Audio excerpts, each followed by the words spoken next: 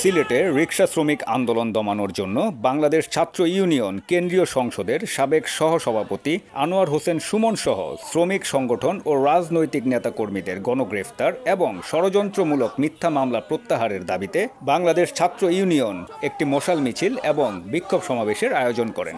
মশাল মিছিলটি ঢাকা বিশ্ববিদ্যালয়ের টিএসসি থেকে শুরু করে ঢাকা কেন্দ্রীয় শহীদ মিনার প্রদক্ষিণ করেন এবং রাজু ভাস্কর্যের সামনে এসে মিছিলটি শেষ হয়। মিছিল শেষে রাজু ভাস্কর্যের সামনে একটি সমাবেশের আয়োজন করা হয়। সমাবেশে বক্তারা বলেন, অটোরিকশা শ্রমিকদের বিকল্প কর্মসংস্থানের ব্যবস্থা তৈরি না করা পর্যন্ত অটোরিকশা যেন বন্ধ না করা হয় এবং অটোরিকশাকে যুগ উপযোগী করার জন্য সরকারের যা ব্যবস্থা নেওয়া দরকার সেই ব্যবস্থা গ্রহণের জন্য সরকারের প্রতি তারা আহ্বান জানান।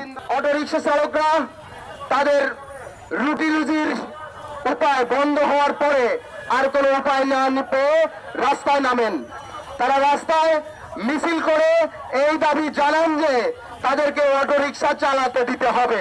এছাড়াও বক্তব্যে বক্তারা বলেন, সিলেটে অটোরিকশা শ্রমিকদের সাথে পুলিশের যে সংঘর্ষ হয়েছে তার ফলে ছাত্র ইউনিয়নের যে সাবেক সহসভাপতিকে গ্রেফতার করা হয়েছে এবং আরও যে নেতাকর্মীদেরকে গ্রেফতার করা হয়েছে তাদেরকে অনতি বিলম্বে মুক্তি দিতে হবে এবং তাদের বিরুদ্ধে ষড়যন্ত্রমূলক সমস্ত মিথ্যা মামলা প্রত্যাহার করতে হবে। এরা নাকি 24-এর স্পিরিটকে অন করা একটা গভর্নমেন্ট। হ্যাঁ, এটা খুবই হাস্যকর একটা বিষয় যখন আমি দেখবো যে আমার শ্রমজীবী শ্রেণীর লোকজন, আমার মেহনতি মানুষ যখন তার অধিকার আদায় করার জন্য লড়তে যায়, কিছু একটা করতে যায়, তখনই এদের পেটোয়া পুলিশ বাহিনী হাসিনা শাহীর মতো করে এদেরকে ধরে এবং এদেরকে ধরে গণগ্রেফতারের মতো ঘটনা ঘটে।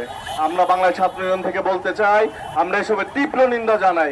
এছাড়াও তারা আরো বলেন, তাদের দাবি আদায় না হওয়া পর্যন্ত তাদের আন্দোলন এবং বিক্ষোভ চলমান থাকবে। বাংলাদেশে কোথাও অটোরিকশা চালকদের নিষেধাজ্ঞা দিয়ে আটকে রাখা যায়নি।